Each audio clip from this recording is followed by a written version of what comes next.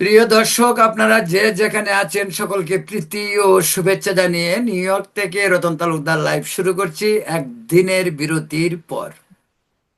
বহু আকাঙ্ক্ষিত এবং শঙ্কা, আতঙ্ক, আশা, বর্ষা, উৎসব অনেকভাবে আমরা এই নির্বাচনকে বর্ণনা করেছি। সবশেষে নির্বাচন সম্পন্ন হলো। প্রাথমিকভাবে এখন পর্যন্ত যে সমস্ত খবর নির্বাচন কমিশন থেকে ফাইনালি বের হয়েছে, তা পুরোপুরিভাবে বাংলাদেশের জাতীয় পত্র পত্রিকাগুলিতে এক একটি পত্রিকায় এক এক ধরনের রেজাল্ট দেওয়া হলেও বিএনপি ম্যাজিক ফিগার স্পর্শ করে আরো উপরের দিকে যাচ্ছে।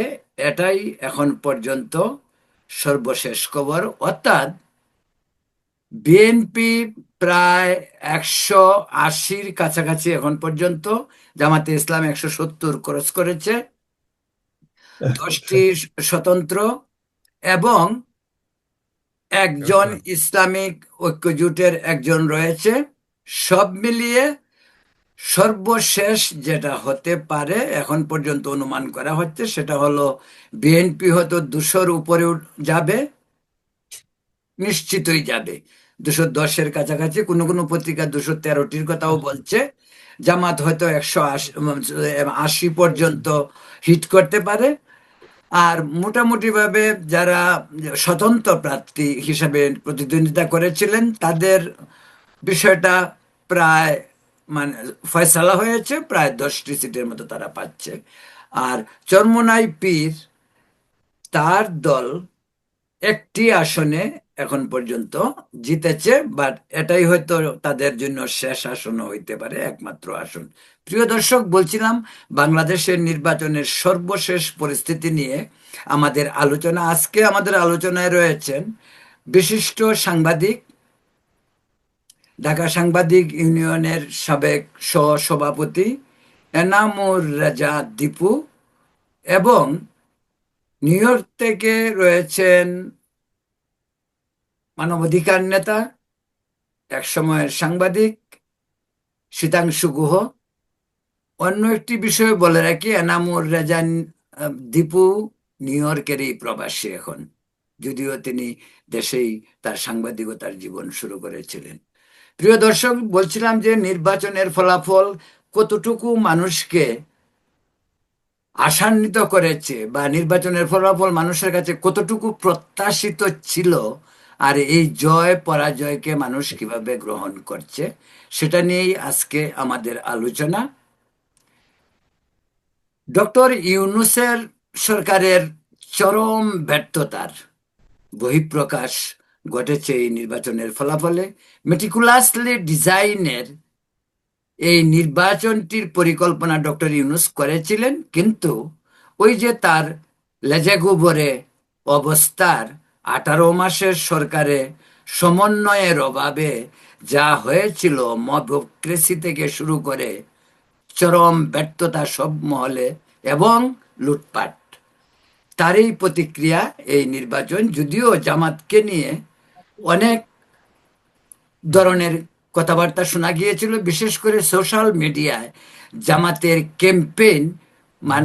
অনেক মানুষ বিভ্রান্ত হয়েছে এবং বিএনপিকে অনেক ধরনের হার্ড টাইম দিয়েছে। একটি কথা না বললেই না হয়, তারেক রহমানের বলিষ্ঠ নেতৃত্ব এবং দীর্ঘ 18 বছর প্রবাস জীবনের সংশোধিত তারেক রহমানকে আমরা দেখতে পাচ্ছি এখন, এবং তার নির্বাচনে বিপুল ভোটে জয়ের পরিপ্রেক্ষিতে। প্রিয় দর্শক, বলছিলাম মেটিকুলাসলি ডিজাইনের যে ছিল না, পরিকল্পনা যে ছিল না তা কিন্তু নয়, পরিকল্পনা ছিল, কিন্তু পরিকল্পনাটি ব্যর্থ হয়েছে। ব্যর্থ হওয়ার কারণ, একটি মাত্র কারণ, সেটি হলো এই মেটিকুলাসলি ডিজাইনের যে সমন্বয়ের দরকার ছিল পরস্পরের মাঝে, তাদের মাঝে সেই সমন্বয়ের অভাব ছিল। আর সবচেয়ে গুরুত্বপূর্ণ ইস্যু যেটি, এই নির্বাচনের সমস্ত ক্রেডিট গোষ্ঠ বাংলাদেশের সেনাবাহিনী, সেনাবাহিনীর বলিষ্ঠ নেতৃত্ব এবং তীক্ষ্ণ দৃষ্টি, আইন শৃঙ্খলা বাহিনীর প্রচণ্ড ত্যাগ তিতিক্ষার ফসল আজকের এই নির্বাচনের পরিসমাপ্তি। একটি কথা না বললেই না হয়, সেটি হলো নির্বাচনে অপ্রীতিকর ঘটনার থেকে শুরু করে অন্যান্য বিষয় ঘটেনি তার নয়, ঘটেছে। অনেক টাকার খেলা হয়েছে, জবরদস্তি হয়েছে, সন্ধ্যায় দিনের বুট সন্ধ্যায় দেওয়ার চেষ্টা হয়েছে, রেজাল্টকে পাল্টে দেওয়ার ব্যবস্থাও হয়েছিল। সবকিছুই এক ধরনের ব্যর্থতার পরেও বলবো কোনো কোনো আসনে যে এর ব্যতিক্রম হয়নি তা নয়, তাও হয়েছে। প্রিয় দর্শক, আজকে আমরা আরেকটি বিষয় বলতে চাই, সেটা হলো ডক্টর ইউনুস কিন্তু এক ধরনের গাদ্দারি করেছেন। আমি তাকে গাদ্দারি শব্দটা এই জন্য ইউজ করলাম, বিশ্ব বাটপার ডক্টর ইউনুস এই পোলাপানগুলিকে দিয়ে একটি রাজনৈতিক দল গঠন করিয়েছিলেন। এর আগেও তিনি রাজনৈতিক 1-11 সময় রাজনৈতিক দল করতে চেয়েছিলেন, ব্যর্থ হয়েছে। এবারও তিনি রাজনৈতিক দল নিজে না করে এই এনসিপি নামে একটি সংগঠন, 24-এর আন্দোলনের প্রথম সারির কতিপয় নেতাকে দিয়ে এনসিপি করিয়েছিলেন। কিন্তু তিনি যখন দেখতে পারলেন যে এনসিপি মাঠে টিকবে না, তখন তিনি দু নৌকায় পা রাখলেন, একরকম ভাবে বিএনপির নৌকায়, আবার জামাতের নৌকায়। কিন্তু শেষ রক্ষা তার হবে সেটা আমি বিশ্বাস করি না, তাকে চলে যেতে হবে এবং যত দ্রুত সম্ভব ডক্টর ইউনুস বাংলাদেশ লিভ করলে, বাংলাদেশ থেকে চলে গেলে দেশের জন্য মঙ্গল, জাতির জন্য মঙ্গল, এবং তার জন্য মঙ্গল যেন তিনি অপমানিত না হন। প্রিয় দর্শক, বলছি ইউনুসের সঙ্গী সাথী যারা রয়েছে, আলী রিয়াজ থেকে শুরু করে আসিফ নজরুল বা ডাস্টবিন শফিক, তাদেরও মনে হয় এখন পালানো উচিত, অন্যথায় তারাও হয়তো বিভিন্নভাবে লাঞ্ছিত হইতে পারে, সেটা আমরা অনুমান করতে পারি। যদিও প্রতিহিংসার রাজনীতি আমাদের দেশে চলা উচিত না। তারেক রহমান নিজে বলেছেন প্রতিহিংসা নয়, কোনো বিজয় উল্লাস নয়, আমরা দেশ গড়ায় আমাদের যতটুক সম্ভব আমরা আত্মনিয়োগ করব। যে বিষয়টি তারেক রহমানকে সাধুবাদ দেওয়া যেতে পারে। শুরুতেই আমি এই বিশাল বিজয়ে তারেক রহমানকে অভিনন্দন, বিএনপিকে অভিনন্দন, এবং আগামী সরকার জনগণের সরকার হবে, গণতান্ত্রিক সরকার হবে, এবং প্রতিহিংসা থেকে বিএনপি এবং তারেক রহমান দূরে থাকবেন সেই আশা ব্যক্ত করছি। পাশাপাশি অন্য একটি বিষয় বলতে চাই, সেটা হলো জামাতের পরাজয়কে কিন্তু আমি পরাজয় দেখি না। যে জামাত বাংলাদেশের 54 বছরের ইতিহাসে বিএনপির লেজ ধরে সর্বোচ্চ 18টি আসন পর্যন্ত গিয়েছিল, সেই জামাত আজকে বাংলাদেশের, স্বাধীন বাংলাদেশের পার্লামেন্টে বিরোধী দল হতে যাচ্ছে প্রায় 80 বা 85টি আসন নিয়ে। সেটা আমি মনে করি মুক্তিযুদ্ধের ইতিহাসে সবচেয়ে কলঙ্কময় অধ্যায়। রাজাকার যখন দেশের সংসদের বিরোধী আসনে বসবে, সেটা জাতির জন্য লজ্জা, এবং জাতি তার জন্য একদিন হয়তো পস্তাতে হবে। প্রিয় দর্শক, এখানেই ছিল আমার ভূমিকা। এখন আমরা সরাসরি প্রশ্নোত্তরে যাব। প্রশ্ন, প্রথমেই আমি প্রশ্ন করতে চাচ্ছি একটি বিষয়, সেটা হলো তিনি খুব ভালো করে খোঁজখবর রাখেন এবং এই নির্বাচন নিয়ে দীর্ঘদিন যাবৎ তিনি চর্চা করছিলেন। এনামুর রেজা দীপু সাংবাদিক এবং একজন গায়কও বটে, মাঝে মাঝে উনি গানও গান, আমি ওনার গানও শুনি মাঝে মাঝে। এনামুর রেজা দীপু কি বলবেন এই নির্বাচন নিয়ে? এই নির্বাচন নিয়ে ধন্যবাদ আপনাকে। এই নির্বাচন নিয়ে আমি একবারে সর্বক্ষেত্রে আমি আরো কয়েকটা জায়গায় কথা বলি। ইয়ে, বিভিন্ন ইয়েতে সব জায়গায় আমি খুব সংশয় প্রকাশ করতাম যে নির্বাচনটা নাও হতে পারে, শেষ দিন পর্যন্ত বা মানে নির্বাচনটা স্থগিত বা এরকম হয়ে যাওয়ার সম্ভাবনা আছে। তারপরেও সে নির্বাচনটা হয়েছে। নির্বাচন একটা খুবই জরুরি বাংলাদেশের জন্য। যে একটা কথা আছে না, এক ছাত্রকে নিয়ে এরকম বলছিল যে সে তো পরীক্ষা পাশ করতে পারবে না, পাশ করলেও চাকরি পাবে না, চাকরি পাইলেও বেতন পাবে না, বেতন পাইলেও সে টাকা বাড়ি নিয়ে আসতে পারবে না, এরকম আর কি। তা আমাদের দেশে এরকম আওয়ামী লীগবিহীন একটা সময়ে বিএনপি এবং জামাত উভয় দলের জন্য খুব মানে সুবর্ণ সুযোগ। বিএনপি সঙ্গত কারণেই পুরনো দল, এবং পুরনো দল বলতে বাংলাদেশের জনপ্রিয় দল, তারা ক্ষমতায় ছিল। তো সেই ক্ষেত্রে আমরা কিছুদিন ধরে দেখছিলাম যেটা, যে জামাতের লোকজন বা জামাতের যে সমর্থিত জোট, তাদের কথাবার্তায় মনে হচ্ছিল তারা অনেক আসন পাবে। এবং আমাদের মধ্যেও যারা আছে তারাও অনেকে বলছিলেন যে প্রশাসনের সব লোক, এসপি সব জামাতের, ডিসি সব জামাতের, যা যা করে সবই সব জামাতের। হ্যাঁ, এই কথাটাও ঠিক। জামাতের সমর্থিত বা জামাতকে সমর্থন করে সুযোগ পেলে জামাতকে সাহায্য করবে এরকম লোক কিন্তু প্রশাসনে আছে। এবং একবারে এই নির্বাচনের মাঠ পর্যায়ে অনেক লোক তাদের ছিল।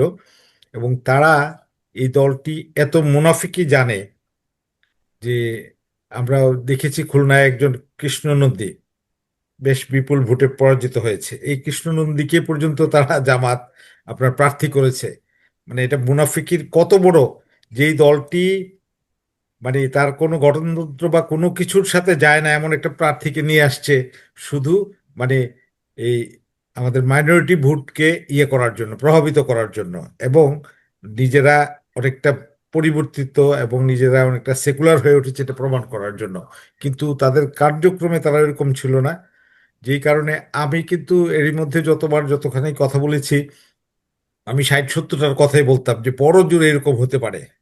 কিন্তু তারা কিন্তু এরকম কথাও বড় প্রার্থীরা যারা তারেক জিয়ার সাথে যিনি প্রার্থী, উনি বলছে ঢাকায় কোনো সিটই তাদেরকে দেব না। মানে এমনই ভাবে তার একটা ভাইব সৃষ্টি করেছিলেন যে অনেক মানুষই ভয় পেয়ে গেছিল। আমি বাংলাদেশে অনেক লোকের সাথে কথা বলতাম, সাংবাদিকতা করেন বা বলে যে বোঝা যাচ্ছে না এরা এরা কিন্তু চমক দেখাই দিতে পারে। বিএনপি সম্বন্ধে যে বিএনপি অসংগঠিত, ভোট আছে, ক্যাশ করতে পারবে না সব। যাই হোক, জামাত শুধুমাত্র তাদের কথাবার্তা দিয়ে, মুখের কারণে এবং অপরিপক্কতার কারণে বিএনপির যে এত ভালো রেজাল্ট করবে, বিএনপির যারা ক্যান্ডিডেট হয়েছে তারাও কিন্তু ভাবে নাই।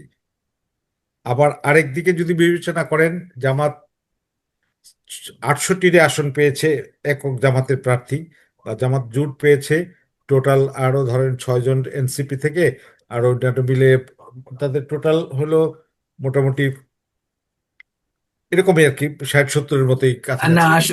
প্রায় 80-র কাছাকাছি, এখনো হ্যাঁ, কিন্তু 80-র অনেক কাছাকাছি আসন, ধরেন, 80টাই পেয়েছে। অনেক অনেক অনেক কিন্তু আসন এখনো বাকি তারা রয়েছে। তারা কিন্তু বাংলাদেশের রাজনীতিতে এই আওয়ামী লীগের অবর্তমানে অনেক ক্ষেত্রেই বিএনপির সাথে যেসব আসনে তারা পরাজিত হয়েছে, অনেক আসনে একবার তারা নেক টু নেক ফাইট দিয়েছে। এবং তাদের যে টোটাল ভোট, এই সব মিলে তাদের মাথার মধ্যে কিন্তু আছে আপনার ওই যে মেটাকুলাস ডিজাইনের কথা বললেন না, আপার হাউস লোয়ার হাউস এটা সেটা, যে আমরা যদি নাও জিততে পারি তাহলে ওই আমাদের মানে গড় ভোটের সংখ্যায় আমরা আপার হাউসে আমাদের অনেক লোক থাকবে, মানে বিএনপি ক্ষমতায় গেলেও তারা কিছু করতে পারবে না। আর তাদের মাথার সামনে আছে হলো আপনার জুলাই সনদ। এই জুলাই সনদ যারা এই আন্দোলনের পুরোভাগে ছিল, তাদের চেয়ে বেশি কিন্তু গরজ ছিল জামাতের। এবং তারা জানে যে তারা খুব সহসাই একবারে ক্ষমতায় যাবেই, কথাটা তারা একটা আওয়াজ তুলেছিল যেটা গ্রামে না সাধারণত তোলা হয়। তো সেই ক্ষেত্রে এখন বিএনপির এই জয়ের পরে তারা তাদের এখন মাথা নষ্ট হয়ে গেছে। ইতিমধ্যেই গভীর রাতে তারা 2বার সংবাদ সম্মেলন করে যেসব কথাবার্তা বলেছে, এইসব কথা তো আমি মানে এই অনুষ্ঠানে বলার মতোই না। যে মাঠের মধ্যে আন্দোলন শুরু করে দিবে, 150 আসনের পুনর্নির্বাচন করতে হবে, এইসব কথা কি এরকম একটা নির্বাচন? আমরা যদি সত্যিকার অর্থে বলি যে আওয়ামী লীগের সময় এই নির্বাচন হয় নাই, বাংলাদেশের নির্বাচনের ক্ষেত্রে কম মানে সহিংসতা, একেবারে অল্প সহিংসতায়, এবং নির্বাচন কিন্তু কেউ বলতে পারবে না যে খুব বড় ধরনের কোনো রিগিং টিগিং কোথাও হয়েছে। না, হয়নি। অনেকটাই শান্তিপূর্ণ সুষ্ঠু হয়েছে। তো সেই নির্বাচনের পরে জামাতের মতো একটা প্রার্থী যারা ধর্মের ইয়ে দিয়ে রাজনীতি করে, এরা কি করে এইসব কথাবার্তা বলে যে অনেক জায়গাতে হয়েছে, বিশেষ করে 1-2টা আসনে তারা বেশ এই তারেক জিয়ার আসনে আর মির্জা আব্বাসের আসনে তারা অতিমাত্রায় বাড়াবাড়ি করেছে, করেও সেই জায়গায় তারা সুবিধা করতে পারে নাই। ওটা এখন একমাত্র কারণ কিন্তু সেনাবাহিনী, কিন্তু না, সেনাবাহিনী সেনাবাহিনী এটার একমাত্র কারণ, আইন শৃঙ্খলা সেনাবাহিনী বাহিনীর কঠোর সেনাবাহিনী অবস্থা। ব্যারাকে ফিরে যাবে তার আগে, তারা নির্বাচনের আগে হঠাৎ করে একটু মানে মানে তাদের যে হারানো যে মর্যাদাটা, এটা পুনরুদ্ধার করে গেছে এরকম একটা বোঝা যায়। এবং সেনাবাহিনীর কারণেই কিন্তু যেই পরিকল্পনা ছিল তাদের, টাকা পয়সা সহ তো অনেক ধরা পড়ছে, তারা কিন্তু মোটামুটি বিএনপিকে নাস্তানাবুদ করে ফেলতো। তাদের যে প্রিপারেশন ছিল, শুধু সেনাবাহিনীর হ্যাঁ, সেটাই তো করার বললাম, কারণে যারা যে বিএনপি ডিজাইনটা এটা করছিল এটা ডিজাইনটা ইয়ে করতে কার্যকর পারে করতে নাই। পারে নাই। তো সব মিলে যে অবস্থা হয়েছে, আমরা এখন যেখানে কথা বলতেছি, আমরা পরিষ্কারভাবে জানি না বাংলাদেশের এই ফল কি হবে। মানে আমাদের সংবাদপত্রগুলি, আমাদের ইলেকট্রনিক মিডিয়া বলতেছে যে এই দলটা এত সংখ্যাগরিষ্ঠতা পেয়েছে, তারা এখন ক্ষমতায় যাবে, কিন্তু ক্ষমতায় যাওয়ার বিষয়টা আমার কাছে এখন খুবই আনসার্টেন মনে হচ্ছে। বিকজ তারা এমন কতগুলি পদক্ষেপ এখন নেবে, এবং তাতে করে যে অন্তর্বর্তীকালীন সরকার, আমরা যাদেরকে বলতেছি বিদায়ী সরকার, চলে যাবে চলে যাবে, আমার মনে হয় তাদেরও থাকাটা দীর্ঘায়িত করবে। তার পাশাপাশি এই ক্ষমতা হস্তান্তর সহ সব মিলে বাংলাদেশের রাজনীতিকে একটা কঠিন জায়গায় তারা নিয়ে যাবে। কিন্তু বিএনপির যে অবস্থা এই মুহূর্তে, তারা এত হার্ড লাইনে মানে যে অন্তর্বর্তীকালীন সরকার যাবে আমার মনে হয় না। আমার তো মনে হয় তারা গাট্টি ফুসকা বাঁধার চিন্তা ভাবনা করতেছে, কারণ ওরা টিকবে না এখানে।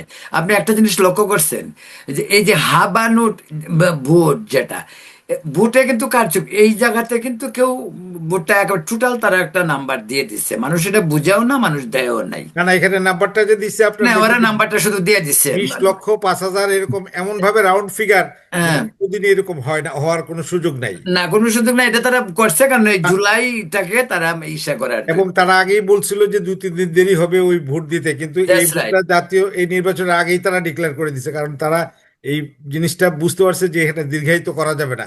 কিন্তু যারা আসল খেলাটা খেলবে, তারা কিন্তু রাতের বেলায় অনেকগুলি পরিকল্পনার কথা জাতিকে আপনার জানাইছে। একটা কথার প্রেক্ষিতে আরেকটা কথা বলি, তা আপনার আপনি আপনি বলছেন চমৎকার, আসলে এইটাই দেখেন, আমাদের ইলেকশনে অনেক অনেক বড় বড় ঘটনাও ঘটে, তারপরও ইলেকশন ফেয়ার হয়। আপনি বলছেন যে ইলেকশনে বড় ধরনের তেমন কিছু হয় নাই।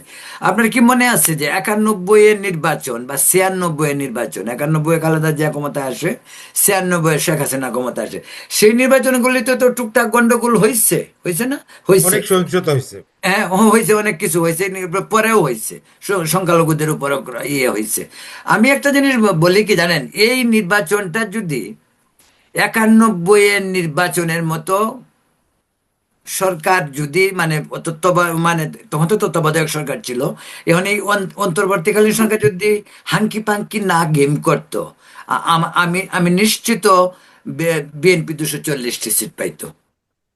কারণ এই সরকার এমন একটা ভিতরে ভিতরে খেলা খেলছে জামাত এবং শেখ বিএনপি কে নিয়ে, যেটা আগে বলছি, ইউনুস দুই নৌকায় পা রাখছে। ভাবছে যে আরো 8 মাস 10 মাস ধান্দাবাজি করা যায় কিনা, এক, প্রেসিডেন্ট হওয়া যায় কিনা, দুই, সেফ এক্সিট হয় কিনা, তিন, এরকম। আচ্ছা, আপনি বলুন। না, আমি আমি তো এটুকুই বললাম যে সেফ এক্সিটের কথা তো বললেন।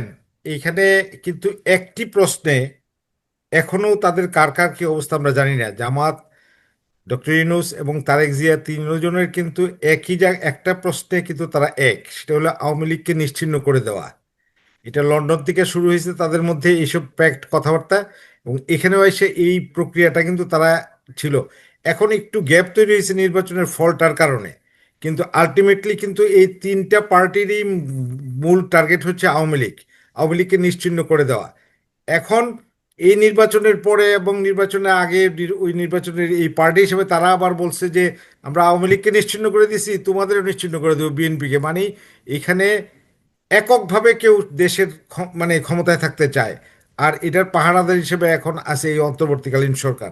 এখন আমরা জানি না যে এই নির্বাচনের ফলাফল যেটা হয়েছে, এটা এই মানে নির্বাচন কমিশন, এই যে তারা যে এত দুর্বল কমিশন, তারা এটা শক্তভাবে সরকারি গেজেট করে এটা ঘোষণা করতে পারবে কিনা। কারণ এটার জন্য যে চাপ তৈরি করা হবে বলে মনে হচ্ছে, আমি ধারণা করছি এটা হলে হয়তো তারা ভয়টা পেয়ে যাবে অনেকেই।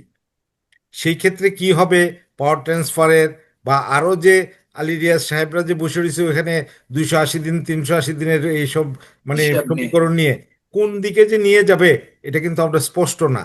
তবে এটা আমার মনে হয় যে সেনাবাহিনীর জন্য এই জিনিসটা করতে পারবে না, সেনাবাহিনী ছাড় দিবে না।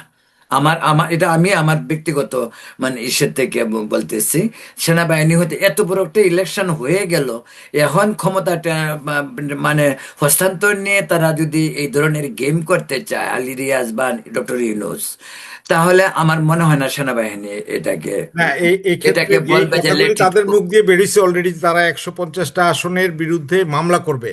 তো যদি কোনো কারণে কোনো আইনি প্রক্রিয়া তারা শুরু করে বা এই রাস্তায় যায়, পরবর্তীতে কি হবে সেটা না, কিন্তু এটা করলে কিন্তু আপনার নির্বাচনের ফলাফল ঘোষণার ক্ষেত্রে অনেকগুলি প্রতিবন্ধকতা সৃষ্টি হবে, যেটা সবকিছুকে আপনার মানে স্বাভাবিক জায়গা থেকে দূরে নিয়ে যাবে। না, কিন্তু আপনি তো এটাও জানেন যে একজন ইলেকশন মানে হারিয়ে গিয়ে পরে মামলা করে, এই মামলা ভাই দীর্ঘদিন চলতে থাকে।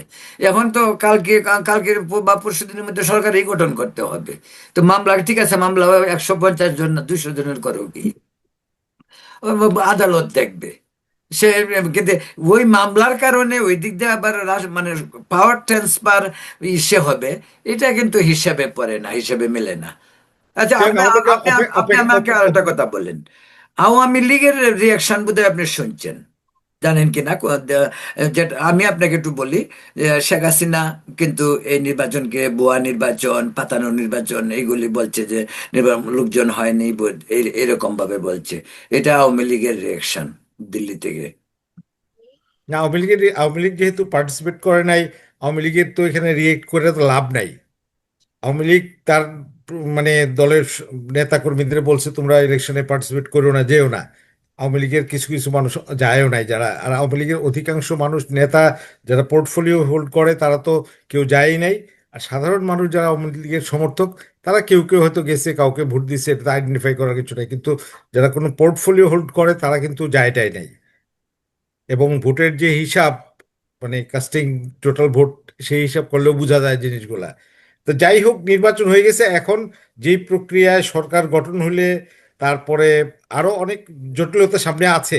এখন যদি যেই পার্টি ধরেন, না, যেহেতু আপনি রাইট, আপনি রাইট, অসম্ভব না, অনেক ধরনের অসম্ভব কিছু না, হ্যাঁ মানে এবং কোথাকার কি হচ্ছে আমরা তো জানি না। আমাদের নির্বাচন তো শুধু আমাদের পার্টিরা করে না, হ্যাঁ আমাদের নির্বাচন আমাদের পার্টিরা করে, এটা কন্ট্রোল হয় বাইরের থেকে। আমরা তো এমন এক ভূরাজনৈতিক অবস্থার মধ্যে আছি, এখানে কে যে কার হাত কোন দিকে দিচ্ছে, কে কার হাত দিয়ে কি নাড়াচাড়া করছে আমরা বুঝি না। এটা আমি জানি না, দাদা অনেক কিছু বলতে পারবে। হ্যাঁ। শীতাংশু গুহ, আপনি কিরকম দেখছেন আপনার নির্বাচনের আগে তো আমরা অনেক কথা বলছি, আপনার নির্বাচন কি দেখতেছেন? থ্যাংক ইউ আপনাকে, এবং থ্যাংক ইউ এনামুর রেজা দীপুকে। আসলে প্রথমেই আপনারা যে এই শঙ্কাটা প্রকাশ করলেন যে কি হবে, হ্যাঁ, একটু আমি দেখলাম যে জামাতের আমির 150টা আসনে পুনর্নির্বাচনের দাবি করছে, তারপরে অনিয়ম কারচুপি এসবের কথা বলছে।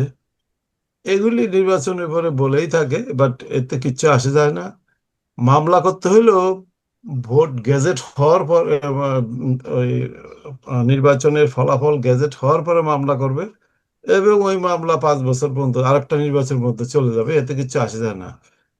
কাজে বাট জামাতের আমির এটা কইছে, ডক্টর ইউনূস বলছেন যে আজ নতুন বাংলাদেশের জন্মদিন, আমি সারাদিন আজকে জন্মদিন পালন করবো, এটা উনি বলছেন। না, সাথে উনি তাহলে আরেকটা, ওইটা যদি উনি বলে নতুন, ওই 5 তারিখেও তো তুমি বাংলাদেশের জন্মদিন বলছিল, তো সে ওইটা যাক, কি? এটা রিপোর্ট হয়েছে পত্রিকায়, আমি ওই জন্য বলতেছি। সেই সঙ্গে তিনি আরো একটা কথা বলছেন যে তিনি নতুন ইসলামী বাংলাদেশের জন্ম হইল আর কি আজকে, এই কথাটাও বলছেন। হয়তো এই কথাটা নিয়ে হয়তো সামনে, হ্যাঁ, শেখ হাসিনা তার বিবৃতিতে বলছে যে এই নির্বাচন তো অ্যাকসেপ্টেবল না, এটা অবৈধ সরকারের নির্বাচন, জনগণ ভোট দেয় নাই, ইত্যাদি ইত্যাদি, যা তার পক্ষে খুব স্বাভাবিক। তবে এটা কিন্তু খেয়াল রাখতে হবে, এই নির্বাচনটা কিন্তু আওয়ামী লীগ বা স্বাধীনতার সপক্ষের প্রায় সকল দলকে বাদ দিয়ে হয়েছে। দুইটি ইসলামিক দলের মধ্যেই মূলত প্রতিদ্বন্দ্বিতা হয়েছে। যদিও ওই যে জামাত হলো কট্টর ইসলামপন্থী, বিএনপি মডারেট ইসলামপন্থী। এখন এই জামাতের থেকে বিএনপি ভালো, এই জন্য আওয়ামী লীগের যারা ভোট দিছে, রেজা সাহেব যেটা বললেন, তারা বিএনপিকেই দিছে। এবং আমার কাছে যেটা রিপোর্ট, যশোর ছাড়া সারা বাংলাদেশের হিন্দুরা মোটামুটি বিএনপিকেই ভোট দিছে। কারণ কারণ একটাই, যে জামাতের থেকে বিএনপি ভালো, এমপি ভালো। অন্য কোনো কারণ নাই। তো হ্যাঁ, বিএনপি, আমি যে কেন বললাম যে কিচ্ছু হবে না, কারণটা হলো বিএনপি একটি ভূমিধস বিজয় পাইছে। অর্থাৎ এত বড় একটা বিজয় পাওয়ার পরে এই দলের বিরুদ্ধে বা এই সরকারের বিরুদ্ধে এত তাড়াতাড়ি কিছু করা, it is very tough, it is politics. এত সোজা না। আপনার যেটা বললেন যে মিলিটারি হতে দেবে না, দ্যাট ইজ ট্রু। এটাও ঠিক যে এবার মিলিটারি একটি চমৎকার ভূমিকা পালন করছে। আপনারা নিশ্চয়ই খেয়াল আছে যে শেখ হাসিনাকে ক্ষমতা পড়ে যাওয়ার আখ্যান দিয়া ভলকার টুর্ক বলছিলেন যে সেনাবাহিনীকে, যে তোমরা যদি ছাত্রদের উপরে গুলি করো তাহলে কিন্তু শান্তিরক্ষী মিশনে তোমাদের বন্ধ হয়ে যাবে গা। আমার কেন জানি মনে হচ্ছে যে এইবারও কেউ বাইরের থেকে বলছে যে সেনাবাহিনী, দেখো, নির্বাচনটি হইতে হবে সুষ্ঠু, একেবারে কোনো রকম গন্ডগোল চাই না, আহ, একদম অবাধ নির্বাচন হওয়া উচিত। এবং যার যার ফলে এই প্রথম কোনো একটা নির্বাচনে আমরা দেখলাম যে একটি মৃত্যুও নাই। টুকটাক ঘটনা ছাড়া বাংলাদেশের সকল নির্বাচনে কিন্তু মৃত্যু আছে, কিন্তু এই প্রথম এই নির্বাচনের দিন একটি একটি মৃত্যুও নাই। একটি মৃত্যু না, হ্যাঁ। আমি আমি ওই কথাটা বললাম কেন, এ- বাইরের এ- টলে এক- একজন একজন মারা গেছে, তবে সে- কোনো সে ইসেতে না। গতকাল, এম, আজকে না, অর্থাৎ ভোটের এই দিন তো না। ইলেকশনের দিনে মারা গেছে সে, সে মারা গেছে অন্য কারণে, হার্ট অ্যাটাক করে মারা গেছে, সেটা সেইটা তো অন্য কিছু না, হার্ট অ্যাটাকে মারলে তো আপনি জায়গা। এখন আমরা জানি যে ওয়াশিংটনে এক সপ্তাহ আগে বাংলাদেশে বেশ কয়েকটা মিটিং হয়েছে। মিটিং হওয়ার পরে ওয়াশিংটনে যারা মিটিং করছে তারা ছিল, এবং তারাই হয়তো এবার কন্ট্রোল করছে। তো এবং সেখানে পরপরই দেখা গেছে যে বাংলাদেশে আমেরিকার রাষ্ট্রদূত দ্রুত আহ, তারেক জিয়া এবং তার পরিবারের সাথে দেখা করলেন গিয়া। এবং তারপরেই পরক্ষণেই পরে একই দিন অথবা পরের দিন উনি গিয়ে দেখা করলেন ভারতের রাষ্ট্রদূতের সাথে। আমার কাছে মনে হয় এগুলি সবই একটি সিগন্যাল দিছে যে ভারত আমেরিকা তারেককে চায়। হ্যাঁ, এবং তারেকই আসা উচিত, কারণ নাইলে ওই অঞ্চলে ইসলামী মৌলবাদের যে উত্থান, জামাত আসলে সেটা আরো ভয়াবহ রূপ নিতে পারে। এই অ্যাঙ্গেল থেকে হয়তো আমেরিকা চিন্তা করছে যে আর কত দেখবো, ঠিক আছে। বা ইয়ের থেকে আপনার এটা ঠিক যে জামাত প্রস্তুতি নিছিল যে তারা ইলেকশনে জিতে আসবে, by hook or by crook. সেটা দিনের ভোট রাতে করা, প্রচুর অস্ত্র, প্রচুর টাকা পয়সা। এবং আপনাদের নিশ্চয়ই মনে আছে জামাতের আমির বলছিলেন যে ভোট ভোট যাই পড়ুক আর না পড়ুক, জিততে হবে আমাদের। আমাদের জিততেই হবে। হ্যাঁ, অর্থাৎ এই কথার মধ্যে মানে অনেকেই বিভ্রান্ত হয়েছেন যে যে জামাত হয়তো আসলে ক্ষমতায় আসতেছে। অর্থাৎ এই কথার মধ্যে যে ইয়ে ছিল, যারা বুঝার তারা এগুলি বুঝে। হ্যাঁ, তারাও যার জন্য সেনাবাহিনী হয়তো বুঝছে বা সেনাবাহিনীকে হয়তো বোঝানো হয়েছে, দেখো, ইউ ক্যানট। অর্থাৎ একটা জিনিস খেয়াল রাখতে হবে যে বিএনপি, আওয়ামী লীগ যেখানে নাই সেখানে বিএনপির সমর্থন ব্যাপক, এবং বিএনপির মূলত সারা বাংলাদেশেই সংগঠন আছে। জামাতের কিন্তু ক্যাডার আছে, এবং এই ক্যাডাররা জামাতের জন্য জীবন দেবে, কিন্তু জামাতের কিন্তু মানে ইসের সমর্থন নেই, বিএনপি এবং আওয়ামী লীগের যে একটা সাংগঠনিক নেটওয়ার্কটা নাই। সাংগঠনিক একটা শক্তি, যেমন আওয়ামী লীগ, যা এই জামাতের এইটা নাই। এটা তার পরাজয়ের আরেকটি কারণ। আরেকটা কারণ, জামাত সম্পর্কে সাধারণ মানুষের ভয়ও আছে। হুম, যে যেমন যেমন একটা একটা জিনিস সত্য যে আওয়ামী লীগের প্রায় 40% ভোট আছে। হ্যাঁ, এই ভোটগুলি অনেক কিছু আপনারা দেখছেন ইলেকশনের আগে জামাতের প্রার্থীরা এবং বিএনপির প্রার্থীরা কিভাবে আওয়ামী লীগকে রক্ষা করার জন্য নাইমা পড়ছে। হ্যাঁ, কিন্তু এটাও সত্য যেটা রেজা বললেন যে না, বিএনপি বলেন, আওয়ামী লীগই বলেন, বিএনপি বলেন, জামাতি বলেন, এনসিপি বলেন, সবার লক্ষ্য একটাই, আওয়ামী লীগকে ঠেকাইতে হবে। কারণ আওয়ামী লীগ না থাকলে কি মজা, আমরা এত সিট পাইতেছি না, জামাত বিরোধী দলের আসনে বসতেছে, যাতে যাতে চিন্তাই করা যায় না। আওয়ামী লীগ থাকলে, এই অবস্থাও যদি আওয়ামী লীগ থাকতো যদি বড় বড় নেতারা পার্টি জয়েন করতে না পারতো, নিম্নস্তরের নেতারা যদি নৌকা নিয়ে ফাইট করতো, তাও হয়তো পারও যেতে পারতো না, কিন্তু বিরোধী দল হইতো এবং জামাতের আসন 20টা এই নেমে আইতো, 18 থেকে 20টাই নেমে আসতো। এই হলো অবস্থা। আমি যেটা যেটা অনেকে এই কথা বলেন যে জামাত, বাংলাদেশের মানুষ মানে জামাতকে পছন্দ করে না। না, এবার তার পছন্দের তালিকায় কিছু লোক বাড়ছে, এটা ঠিক। এই গত 18 মাসে জামাতের সমর্থন কিছু বাড়ছে। তা এখন এই নির্বাচনে দেখেন, আমি আমি খুব খুশি হয়েছি যে এই অ্যাডভোকেট ফজলুর রহমান জিতছেন এবং ব্যারিস্টার রুমিন ফারহানা জিতছেন। আমার মনে হয় যে এই ধরনের লোকগুলি পার্লামেন্টে যাওয়ার প্রয়োজন আছে। হুম। কারণ এই দুইজনই স্বাধীনতার, আমরা যেটা বলি, অর্থাৎ আপনি যদি স্বাধীনতা নেন তাহলে তো আর কোনো অর্থ নাই, পুরো বাংলাদেশকে আপনি অস্বীকার করতেছেন। এরা ফজলুর রহমান যেইভাবে স্বাধীনতার পক্ষে ফাইট দিয়ে গেছে গত 18 মাস, এটা আনপ্রেসিডেন্টেড। এবং রুমিন ফারহানাও, যদিও রুমিন ফারহানাকে বিএনপি বহিষ্কার করছে, বাট তিনি তো স্বতন্ত্র হিসাবে উম, জ- জয়ী হয়েছেন আর কি। দেখেন আবার কতগুলি আমাদের দেশের নির্বাচনে যে জামাতের প্রার্থী কৃষ্ণ নন্দীর কথা বলছেন, এই লোকটা মানে এই যে কিছু লোক আছে আমাদের দেশের রাজনীতি, এটা দুর্ভাগ্য। তোরে, তুমি একটি নমিনেশন পাইছো জামাত, ঠিক আছে, ইলেকশন করো, তোমাকে কেন বলতে হবে যে আল্লাহর তরফ থেকে আমাকে দূত হিসাবে পাঠাইছে? তো, মানে এগুলি কি বলবো, অর্থাৎ এদেরকে তো আসলে আমাদের দেশের বাংলায় কথা বলে যে লুঙ্গি খুইলা পিঠানো দরকার ইয়েতে। না, তুমি জামাত হিন্দু, জামাত যদি বলতে পারে যে জান্নাতের টিকিট বিক্রি না করতেছে, না, বেহেশতের জান্নাত তো, ভিসা পেয়ে গেছে তারা। না না, সেটা তো অন্যায় করছে। যার জন্য ওই যে আমাদের এখানে টিপু আলম নামে একজন কার্ড উনি লেখছে যে হুজুর এত বেহেশতের টিকিট দিতেছেন, বেহেশতের সংখ্যা তো বাড়াইতে হবে। হ্যাঁ, আমি কিছু জামাতের মুখে জান্নাত জান্নাত কইতে পারে, জান্নাত মুসলমান, আরবি বেটা তো হালাত হিন্দু, তুই কেমনি কর যে বলে আল্লাহ তোরে ইয়ে পাঠাইছে?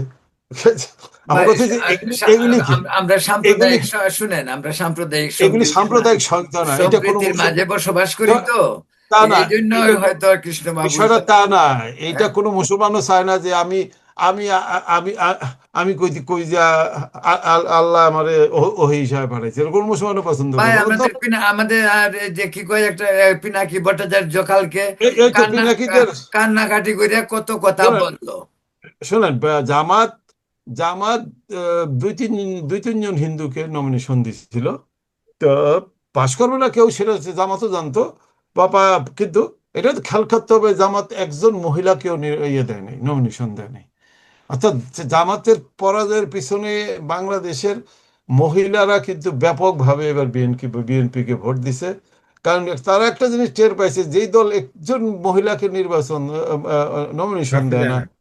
যেই দল প্রত্যক্ষভাবে বলে যে সে রাষ্ট্রপ্রধানই হোক, দল প্রধানই কখনই হইতে পারবে না, আর এমনি বোরকা হিজাব, এবং আমির নিজে বলছে যে সারা দেশে আমরা উর্দুকে ইয়ে করব, বাধ্যতামূলক করব। হ্যাঁ, তো এগুলিতে দেশের জন্য অ্যালার্মিং। যেই ভাষা নিয়ে আমরা সংগ্রাম, আমি বললাম যে উর্দু কেউ পড়তেই পারে ইউনিভার্সিটি, দ্যাটস ফাইন, কিন্তু এটা বাধ্যতামূলক করব স্কুলে, হয়েছে যে কি বলবো, ননসেন্স। এগুলি জামাতের শেষের দিকে কিছু কথাবার্তা জামাতকে পরাজিত হইতে সাহায্য করছে আর কি।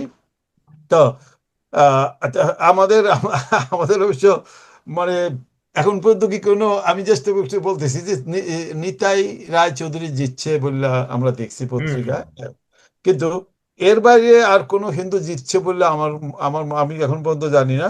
ওই বরিশালের এই মেয়েটা বাসদ, মনীষা। বাসদ, হ্যাঁ বাসদের মনীষা, একবার দেখি জিতছে আরেকবার দেখি হারছে, আমি একজাক্ট জানি না, বাট তারও জিতা উচিত। এই ধরনের কিন্তু প্রসূন বলে বোধহয় একটা ছেলে বিএনপি থেকে জিতছে প্রসূন না, এরকম। তার নাম হলো সাজন, সাজন মিস্ত্রি জিতছে বলে বলা হচ্ছে। I don't know, but I am not sure about it. তো এখন হ্যাঁ, আমরা এমনি যারা পরিচিত মুখ ছিলেন, গোবিন্দ প্রামাণিক, সুকৃতি মণ্ডল, এরা স্বার্থে, আমি একটু আগে যশোরের কথা বলছিলাম, যশোরে কিন্তু মানে জামাত 6টার মধ্যে 5টা সিটি জিতছে। তার মানে যশোরের যশোর, বাগেরহাট, চাঁপাইনবাবগঞ্জ, হ্যাঁ মানে মানে এগুলি খুলনা, মানে গাইবান্ধা। যশোর এবং খুলনা কেউ হিন্দু অধ্যুষিত অঞ্চল কিছুটা, তারপরেও কিন্তু জামাত বেশি ভোট পাইছে। হুম। তারপরে আহ, আহ, তো আমি খুব খুশি হয়েছি কর্নেল অলি আহমদ হারায়। কারণ এই লোক মাত্র কয়দিন আগে বিএনপি ছাইরা জামাতে গেছে, এবং গিয়াই উনি স্বাধীনতার প্রায় ঘোষক হয়ে যাইতেছিল। জামাত যদি পাওয়া যাইতে হয়তো ওনার স্বাধীনতার ঘোষক করে দিত আর কি। এই ধরনের পলিটিশিয়ান জামাতের পরাজয়টা খুব প্রয়োজন। যেমন মামুনুল হক হারসেবুল্লাহ শুনছি, which is very good. Barrister Fuad হারসেবুল্লাহ শুনছি, ভেরি গুড। পাটোয়ারি হারসেবুল্লাহ শুনছি, that is also very good. তা শিশির এখন মনির। হ্যাঁ, শিশির মনির। শিশির মনির, শিশির মনির। তো এখন হা না ভোট সম্পর্কে একটু বলি যে, হ্যাঁ, হা ভোটের পক্ষে দেখলাম যে 72 লক্ষ, প্রায় 73 লক্ষ ভোট পড়ছে। না ভোটের পক্ষে 39 লক্ষ ভোট পড়ছে। তো এটা হয়তো বাড়বে আর একটু, বাট রেশিওটা ওই রকমই থাকবে আর কি। আমি কিন্তু বারবার বলতেছিলাম যে এই, হা ভোট জিতবে, কারণ বাংলাদেশের ইতিহাসে না ভোট জিতার কোনো ইতিহাস নেই। এই চতুর্থ গণভোট কোন আরে ভাই, এই ইলেকশনে হা বা না কেউ ভোটই দেয় নাই, মানুষ না, না, বলে ওরা একটা ফিগার বানায় দিয়ে দিচ্ছে। এখন আচ্ছা এটা এখন এটা হয়েছে যে এই আপনারা এই গণভোট 180 দিন আপনারা নিশ্চিত থাকতে পারেন, এখন এই গণভোট অপ্রাসঙ্গিক হয়ে যাবে। that's বিএনপির right, এই ওই কথা বিশাল বলছি। বিজয়ের পরে গণভোট অপ্রাসঙ্গিক হয়ে যাবে। বিএনপি এটার বিরুদ্ধে বলবে না, বাট বিএনপির মতো কাজ করবে, এবং ক্ষমতা বিএনপির হাতে 1 সপ্তাহের মধ্যে দিতে হবে, এটা আপনারা নিশ্চয় থাকতে পারেন। তা আমি এই কথা, আপনি তো অনেকদিন বেশি বললেন, আমি তো বলতেছি যে আগামী 3 দিনের মাঝে এটা হইতে তারেক পারে। রহমানের কাছে ক্ষমতা দিতে হবে, এই হ্যাঁ, সেটা আর কি। ক্ষমতা দিতে হবে। তবে আমরা যেটা আশা করব যে আহ, আওয়ামী লীগ বিহীন বা স্বাধীনতা সপক্ষের কোনো দল ছাড়া বিএনপি এখন স্বাধীনতা সপক্ষের ভূমিকা পালন করুক। বিএনপির মধ্যে রাজাকার যেমন আছে, বিএনপির মধ্যে স্বাধীনতা সপক্ষের লোকও আছে। আওয়ামী লীগের তো ভিতর রাজাকার তো আছে। তো অবশ্যই আওয়ামী লীগের ভিতরে রাজাকার আছে, নাহলে তো আওয়ামী লীগের এত বড় পরাজয় হইতো না, তাই না? এই উচ্ছেদ হইতো না। কি তো বলেন দীপু ভাই? হ্যাঁ, আচ্ছা, দীপু আমি ভাইয়ের হচ্ছে, কাছে যাই আমি একটু। শেষ করে দিচ্ছি, তারপরে আপনি অন্য প্রসঙ্গে যান। যে আমরা আশা করব যে বিএনপির ভিতরে ফজলুর রহমান, আমরা আশা করি রুমিন ফারানাও ফেরত যাক, বা এদের মতো যে স্বাধীনতার সপক্ষে শক্তিরা, তারেক রহমান যদি এদের সামনে নিয়ে এগিয়ে যেতে পারেন, তাইলে আমার ধারণা ভালো করবেন। আহ, আরেকটা কথা হলো, তারেক তারেক রহমান যদি সেই আবার ধর্মের পুরাণ কার্ড নিয়েই খেলেন, তাইলে কি বাংলাদেশের আমার ব্যক্তিগত অভিমত হচ্ছে, বাংলাদেশের যত বিপর্যয়, যত দুর্ভোগ, এর কারণ আমরা রাজনীতির চাইতে, আমরা পড়ালেখার চাইতে ধর্ম নিয়ে বেশি চর্চা করি। রাষ্ট্রের মধ্যে ধর্মকে এইভাবে ঢুকাই দিছি যে এর থেকে বাইরে যাওয়া হচ্ছে। আমরা সারা পৃথিবীর সবগুলো উন্নত রাষ্ট্র ধর্ম রাষ্ট্রের বাইরে। ধর্ম আপনি ঘরে বসে যত পালন করেন কেউ আপত্তি করবে না, কিন্তু রাষ্ট্রের মধ্যে থেকে ধর্মটাকে বের করেন। দেশটা উন্নতি করতে হলে অন্য কোনো রাস্তা নাই, সবার সাথে মিল্লামিশা চলতে হবে, দেশের সকল নাগরিককে সমান মর্যাদা দিতে হবে। এই প্রসঙ্গে আমি একটা কথা বলি, যেহেতু বাংলাদেশের আমলে গত 18 মাসে হিন্দুরা ব্যাপক অত্যাচারিত হয়েছে। আওয়ামী লীগের 17 বছরে হিন্দুরা ব্যাপক অত্যাচারিত হয়েছে। বিএনপির আমলে 2001-এ হিন্দুরা ব্যাপক অত্যাচারিত হয়েছে। আমরা আশা করব যেন তারেক রহমানের আমলে যাতে হিন্দুরা অত্যাচারিত না হয় এবং কেউ অত্যাচারিত না হয়। Thank you very much. Okay, ইয়ে, এনামুর রাজা দীপু, আপনাকে আরেকটা প্রশ্ন করি। আপনি তো সাংবাদিকতায়, বাংলাদেশের সংবাদপত্রগুলি কিন্তু এই নির্বাচনের রেজাল্ট নিয়ে কিন্তু যে ধরনের রিপোর্ট করার দরকার, মানে সেরকম কিন্তু হয় না। এটা কি, কে পাস করবে, কে কি হচ্ছে, কি ধরনের ডিজাইন তৈরি হচ্ছে বিহাইন্ড দ্য সিন, এই সমস্ত দ্বিধাদ্বন্দ্ব ছিল কিনা আপনার কাছে মনে হয়? না, বাংলাদেশের সংবাদপত্রগুলির নেতৃত্ব এখন প্রবলেমে আছে, বুঝছেন। বাংলাদেশে যেসব পেশাদার সম্পাদকরা ছিল, কোনো কাগজেই সেই পেশাদার সম্পাদকরা কেউ নাই। সবগুলি জায়গায় জবরদখল হয়েছে, এবং তারা কেউই এরকম বড় সংবাদপত্র চালানোর অভিজ্ঞতা সম্পন্ন না। আর মালিকরা যেহেতু সবই ধনাঢ্য শ্রেণীর মালিকদের হাতে পত্রিকা, ওইসব জায়গায় কেউ ঠিক রিদমে কাজ করতে পারতেছে না যারা আছে সেখানে। আর দ্বিতীয়ত হচ্ছে এই টোমোক্রেসির কারণে প্রথম আলো এবং আপনার ডেইলি স্টারের আক্রমণের পরে একটা আতঙ্কও কিন্তু কাজ করতেছে। আর আরেকটা কম্পিটিশন আছে, যেটা ডার্টি কম্পিটিশন, কে কত বেশি মানে দ্রুত, মানে ভুলভাল হোক দ্রুত কি সংবাদ পরিবেশন করে ফেলবো, এরকম একটা কম্পিটিশন, যেটা আগে কম ছিল। আগে সাংবাদিকরা কিন্তু ক্রস চেক করতেন খুব বারবার, এবং 2-3 হাত হইয়া নিউজটা যেত ইয়েতে, সংবাদপত্রে ছাপা হতো, এবং ছাপা হয়ে যাওয়ার পরেও কোনো ভুলভ্রান্তি থাকলে সেগুলো করতো। এখন তো সেসব নাই। এখন তো তাড়াহুড়া। মানে খুবই তাড়াহুড়া করে মানে ইয়ে হয়। তো সেই সব কারণে সংবাদপত্রের ভূমিকা এবং ইলেকট্রনিক মিডিয়ার ভূমিকা নিয়েও কথা বলার মতো কিছু নাই। তারা কেউই যার যার দায়িত্ব মানে প্রফেশনালি পালন করছে না, করতে পারছে না, আমি ওইটাও বলবো। কিন্তু যেই আইন শৃঙ্খলা পরিস্থিতি এবং মানুষের জীবনের যে নিরাপত্তা, একজন মানুষ যদি তার প্রফেশনাল নিরাপত্তা না থাকে, একজন মানুষের যদি জীবন নিরাপত্তা না থাকে, তাহলে সে কিভাবে কাজটা করবে? সংবাদপত্রের মানুষজনের তো কোনো অফিসের সামনে পুলিশ থাকে না, ইয়ে থাকে না, কোনো নিরাপত্তার ব্যাপার নাই। আপনি অফিস থেকে বেরিয়েছেন, আপনি কিডন্যাপ হয়ে যেতে পারেন, আপনি নানানভাবে ভিক্টিমাইজ হতে পারেন। তো সংবাদপত্র তো এগুলির বিষয়ে বলে লাভ নাই। যেখানে রাষ্ট্রের শীর্ষ পর্যায় থেকে মানে খারাপ কাজগুলি করার ব্যাপারে উৎসাহিত করা হয়, সেই জায়গায় তো আপনার এই এই যে নিরস্ত্র মানুষরা তার ভূমিকায় একবারে জানবাজি কাজ করবে এরকম ভাবার কোনো কারণ নাই। আপনি যে কথাটা বলছিলেন যে এই নির্বাচন নিয়ে আমরা যে জিনিসটা দেখেছি, দেখেন, এই কালকে রাত্রে, কালকে রাত্রে তো বাংলাদেশে, হ্যাঁ, ঢাকা বিশ্ববিদ্যালয় থেকে একটা মিছিল বেরিয়েছে আপনার ভিপি সাদিক কায়েমের নেতৃত্বে। সেখানে বলছে যে আমরা আগে আহ, যেরকম করছি এখন আমরা প্রতিরোধ করব। মানে এটা হলো এরকম নির্বাচনের এত একটা মানে মানে সুষ্ঠু নির্বাচনের পরেও এই নির্বাচনের রেজাল্ট কেউই মানতে পারছে না, এই জামাতের কেউই মানতেই পারছে না, কারণ তাদের ওই বিশ্ববিদ্যালয়গুলিতে কিছু রেজাল্ট করার পরে তারা আকাশে উঠতেছিল, তারা ভাবছিল যে ওইটার গন্ধে, এবং তাদের প্রস্তুতিও কিন্তু ছিল ব্যাপক, হ্যাঁ ছিল যে তারা প্রস্তুতি, রাতের বললাম তো মধ্যেই, প্রস্তুতি, তারা ফেইলিউর হয়েছে। হ্যাঁ, ওই আর্মির, হঠাৎ করে আর্মি মানে পিঠ দেখাই দেওয়াতে তারা ইয়ে হয়ে গেছে যে করা যাবে না। কিন্তু তারা কিন্তু টাকা পয়সা এবং অন্যান্য অস্ত্রপাতি নিয়ে রেডি ছিল, যে তারা এই আওয়ামী লীগের রাতের ভোটের বদনামের চেয়ে তারা ওই জায়গাটা শেষ করে ফেলবে। কিন্তু ওই কাজগুলি তারা করতে পারেনি, এবং বিএনপি ওই সময়ে যথেষ্ট সংগঠিত ছিল, এবং তারাও চিন্তা করছে যে ভোট কেন্দ্রটাতে পাহারা না দিলে কাম হয়ে যাবে। বিএনপি জিনিসটা আগে থেকে বুঝতে হ্যাঁ, পারছে। আগে থেকে বুঝতে পারছে। এবং এই আচ্ছা, তারা যে যে বলছিল যে তাহাজ্জুদের নামাজ পড়েন, তারা ফজরের নামাজের সময় অকুপাই করার চেষ্টা করতো, হুম। তাতে সে মানে তাহাজ্জুদের নামাজের সময় বলছে। তো সব মিলে অ্যালার্ট ছিল বলে কারণ অনেক ওইটাও কিছু বলছে ঘটেনি। যে যায় নামাজ নিয়ে যায়েন, ওইখানেই নামাজ পড়বেন। ওই হুম। তারেক রহমান কিন্তু ওইটাও বলছে। আচ্ছা দীপু, আপনার আমরা আমরা একেবারে শেষ পর্যায়ে আপনাকে লাস্ট প্রশ্ন হইল, বিএনপি এবং তারেক রহমান আপনি কি আশা করেন?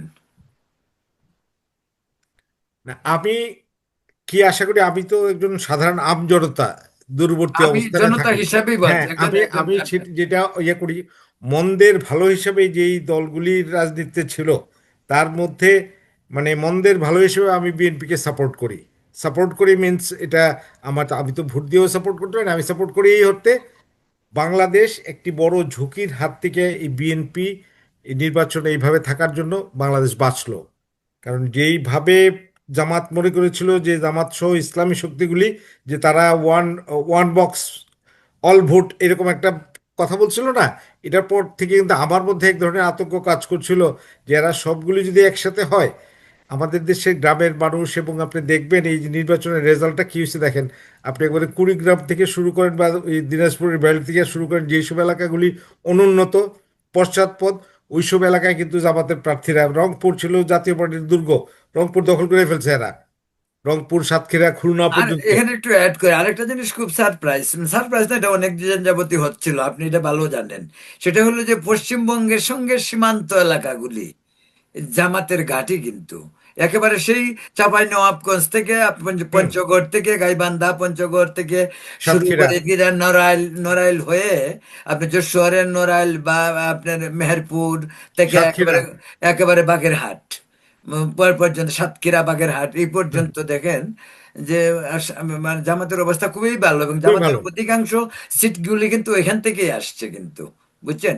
এটা আমার কাছে মনে হয় যে একটা অ্যান্টি ইন্ডিয়ান সেন্টিমেন্টটাও ওখানে খুব বেশি জামাতের রাজনীতিটাও যেহেতু এখানে বেশি অ্যান্টি ইন্ডিয়ান একটা সেন্টিমেন্ট থাকবেই, যদিও এরা আবার এন্টি ইন্ডিয়ান সেন্টিমেন্টের পাশাপাশি তারা ওই অশিক্ষিত বা অর্ধশিক্ষিত এবং পশ্চাৎপদ মানুষের কাছে ধর্মের ট্যাবলেটটা বিক্রি করা খুবই সহজ, এবং এই কাজটা তারা এরা করতে পারে। এবং অন্যান্য বড় দলগুলির অধিকাংশ নেতা হইলো শহর কেন্দ্রিক, তাদের সাথে গ্রামের মানুষের বা একবার প্রত্যন্ত গ্রামের মানুষের সাথে যোগাযোগ কম।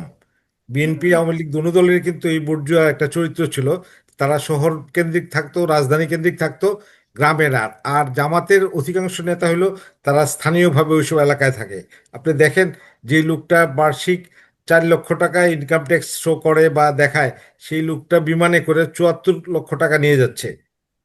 সে বলতেছে, আবার তাকে ছেড়েও কেন দিল আমি বুঝি না, যে সে জামাতের আমির এবং তার ওয়াইফ দুইটা সিঙ্গার মেশিন নিয়ে একটা ছোট্ট রুমে এই ইয়া করে, সে বলল আমার গার্মেন্টসের ব্যবসা আছে। ব্যবসা কিন্তু তারও না, তার বউ অন্যের কাপড় চোপড় সেলাই টেলাই দেয়। ওইরকম একটা লোক 74 লক্ষ টাকা কোত্থেকে নিচ্ছিল? এটা জামাতের টাকাই। এই টাকা দিয়ে এরা মানে আসল কাজগুলি করার চেষ্টা করতো, মানুষকে কেনার চেষ্টা করতো, ভোট কেনার চেষ্টা করতো। তো সেইগুলি অনেক ক্ষেত্রে, কোনো কোনো ফুটেজে দেখাও গেছে তারা বুট কেনার জন্য পয়সা হ্যাঁ, দিয়ে। ভোট কেন্দ্রে, এবং তাদের অনেক জায়গায় কিন্তু বিএনপি এটা প্রতিরোধ করছে।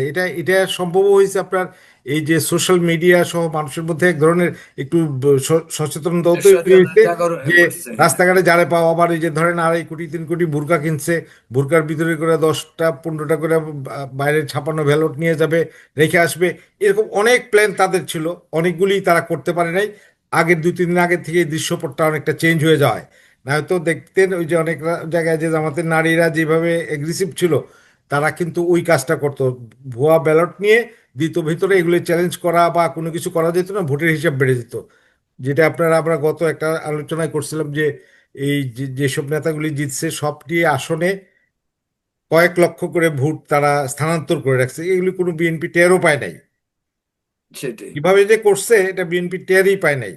পরবর্তী বিভিন্ন মিডিয়া টিডিয়া বলার পরে তারা বলছে তখন আর তাদের করার কিছু নাই, কারণ যেখানে এগুলি করছে সেখানে সব জায়গায় জামাতের লোক আছে, এবং জামাত সব জায়গায় পয়সা কোন জায়গায় দিতে হবে, অফার অ্যান্ড অ্যাকসেপ্টেন্স এরা এত বুঝে, যে যেটা বিএনপি আওয়ামী লীগের লোকরা বুঝে না। তারা উপর দিয়া রাজনীতি করে সুপারফিশিয়ালি, আর ভেতরে মাঠের একবারে মানে মাঠের কাছাকাছি থেকে আর দুর্বাঘাসের কাছে থেকে কাজ করে এই জামাতের লোকজন, এবং তারা এগুলি সেভাবে কন্ট্রোল করছে। আচ্ছা, আজকে এখানে শেষ করবো। কি কয়, শোনেন, এনামুর রাজা দীপু, আপনাকে আহ, অনেক অনেক ধন্যবাদ। না না, একটু এবং শোনেন, হ্যাঁ, এক মিনিট না, এক মিনিট আচ্ছা, আমি শোনেন। আমি আমি দাদা বলে দিই, আপনি আমার যে প্রশ্নটা করছিলেন তারেক জিয়ার কাছে কি এক্সপেক্ট করি। এখন ধরেন তারেক জিয়া জিয়াউর রহমানের ছেলে, খালেদা জিয়ার ছেলে, তার বাবা কি কারণে এই পাকিস্তানি কার্ড খেলতে যায় তার বাবা নিহত হয়েছে মাত্র 3 বছরের মাথায়।